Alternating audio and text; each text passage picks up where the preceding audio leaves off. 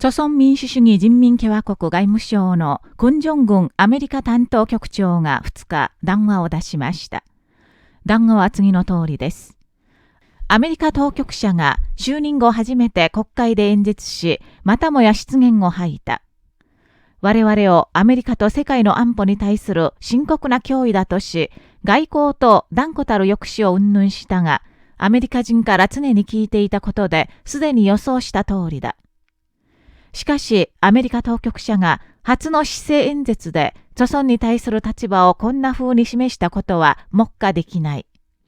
この発言には、アメリカが半世紀以上も追求してきた朝鮮敵視政策を旧態依然と続けるとの意味が込められている。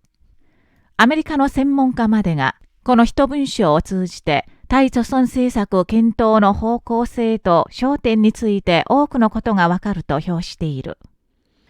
前代未聞の悪辣な朝鮮敵視政策と恒常的な核の恐喝で我々を脅かしてきたアメリカが我々の自衛の抑止力を脅威だと罵倒すること自体が言語道断で我々の自衛権に対する侵害だ。アメリカの主張する外交とは自分らの敵対行為を覆い隠すためのベールに過ぎず、抑止たるのも我々を核で脅かすための手段に過ぎない。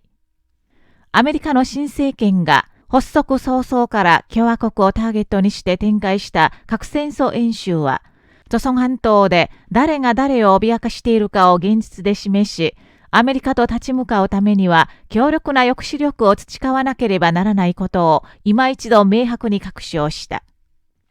アメリカが未だに冷戦時代の視点と観点からアナクロの政策にこだわって朝米関係を取り扱うつもりなら、近い将来にもっと手に負えない危機に直面するだろう。確かにアメリカ当局者は今の時点で大変な過ちを犯した。アメリカの新たな対朝鮮政策の根幹の何たるかが鮮明になった以上、我々はやむを得ず相応な措置を講じざるを得なくなり、時間が経つほどアメリカはとても深刻な状況に直面するだろう。